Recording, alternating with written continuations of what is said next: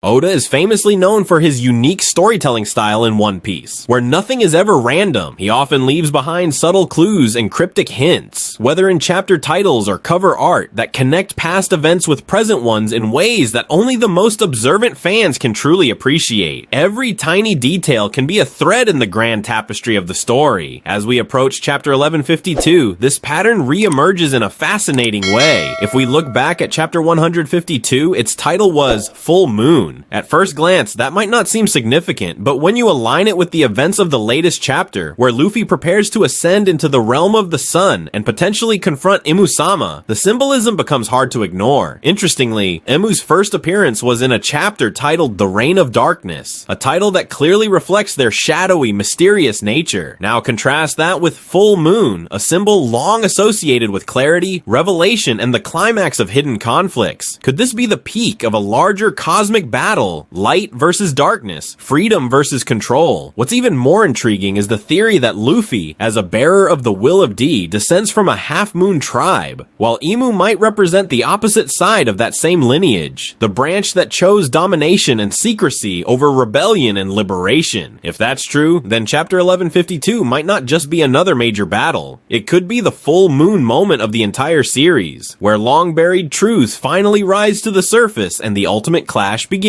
Now sure, some might brush this off as coincidence or over-analysis, but longtime readers know Oda never writes a title or drops a symbol without purpose. The deeper you dive, the clearer the message becomes. Even the quietest moments are loaded with meaning in the world of One Piece. Meanwhile, on the other side of the story, the recent dialogue shed light on the chilling depths of Imu's true intentions. When Summers asked her how long this psychological and existential war would continue, her response was cold and unwavering, until Elbaf's will shatters. She doesn't just want to defeat them, she wants to break them, to reshape them in her image. And that's where her words echo something Shamrock said earlier when he ordered the Holy Knights to treat this like a game. But here's the terrifying part. It's not a metaphor. This game is very real. It's called Reversi, a strategic board game played between two opponents using black and white discs, each trying to corner the other through pure wit and planning. Only now, the board isn't made of paper or wood. It's Elbaf itself. And the game pieces? It's giants. It's people. Their souls. Their history. To Imu, this game ends in one of two ways. And only two. Either she turns all of Elbaf into pitch-black demons, conquering their four realms, Bliss, Sun, the Dead, and the Unknown, erasing every last trace of light, or Luffy traps her, flips the board, and spreads his white across it, a symbol of hope, of freedom, of justice. In the end, it all comes down to just two players, Imu and Luffy, the only ones capable of moving the pieces and deciding how the game ends. And as the tension builds, Imu may be closing in on the Straw Hat crew, weakened, restrained, primed to be turned into demons like so many before them, but that moment, that might just be the spark that unleashes Luffy's rage, awakening the hidden power of Nika, not as a threat, but as a shield, the sun's fury against those who dare to block its light. And when that happens, we won't just be watching a physical battle, we'll be witnessing an existential clash, a war of wills, a duel between hearts, a final confrontation between light and darkness.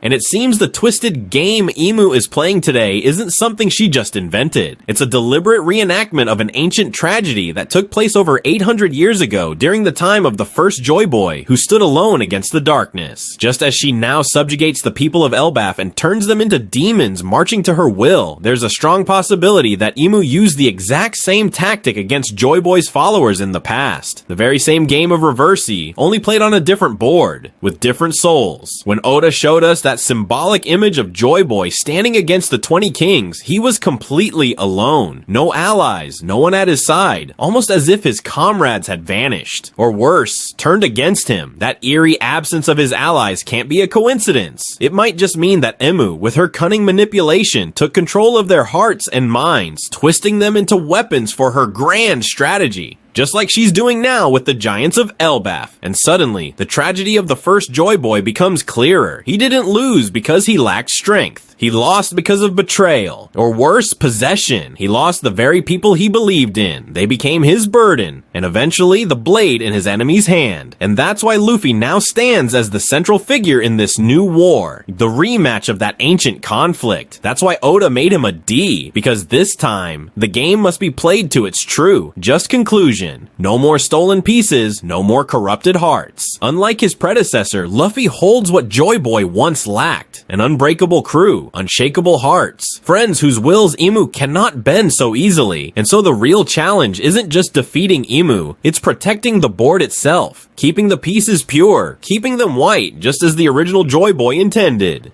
And what's truly fascinating is how the ancient symbols left behind about the legendary warrior Nika reveal a profound balance of power. In old illustrations, Nika is shown wielding a sword in one hand and a shield in the other, a clear symbol of harmony between offense and defense. Today, Luffy, carrying Nika's legacy in both heart and body, redefines this image with a new twist. But this time, it's not rigid weapons he wields alone. Instead, he fights alongside loyal comrades who embody that same balance. Zoro, with his relentless swordsmanship, represents Nika's cutting sword, a force that carves a path to freedom without hesitation. Meanwhile, Sanji, with his defensive strength, speed, and fierce protective instinct for those he cares about, stands as Nika's shield, repelling evil and guarding the vulnerable. So Luffy isn't standing alone in this critical battle. He steps onto the decisive game board flanked by real pillars, comrades who embody the spirit of revolution. As the next chapter draws near, the stage is set for an epic showdown. Imu will face opponents she never expected, a trio unbreakable, representing the very essence of the coming revolution. This time, Imu won't be the only player in Reversi. She's up against fighters who know the game, who possess the courage, loyalty, and raw madness needed to flip the board and change the fate of the world. In the previous chapter, Luffy demonstrated an astonishing leap in his observation haki mastery. He was able to precisely sense Chopper's fall from the land of the sun with incredible accuracy, and even detected Skypiea's Scopper Gaben injured nearby. This sharpness of perception reflects not just improved combat skills, but an evolution in his ability to read the subtlest details in the heat of battle. This major advancement in observation haki isn't merely a sign of Luffy's growing power. It hints that in his upcoming confrontation with Imu, he could unlock new, unexpected abilities. This battle promises to be a turning point for Luffy's powers, potentially revealing a side of him that can radically shift the tide of conflict, especially since Imu is turning the giants of Elbaf into demons under her control, threatening the balance of power across the world. As the bearer of Nika's legacy, Luffy's role isn't limited to facing Imu with brute strength. He will stand as a symbol of liberation and salvation. It's likely he will gain the power to restore the giants of Elbaf from their demon forms back to their true selves, freeing them from Imu's dark grip. This represents a profound shift in the nature of this fight. No longer just a clash of fists and powers, but a battle for will and freedom between the darkness of control and the light of liberation. With the combined strength of Zoro, Sanji, and the Straw Hat crew, Luffy will become a unified force not just to topple Imu, but to break the chains she's imposed on Elbaf's people, heralding a new era filled with hope and freedom in the world of giants. Thus, Emu's battle transforms into a war to reclaim the true spirit of Elbaf, a fight that transcends combat to become a triumph of the human will over tyranny and domination.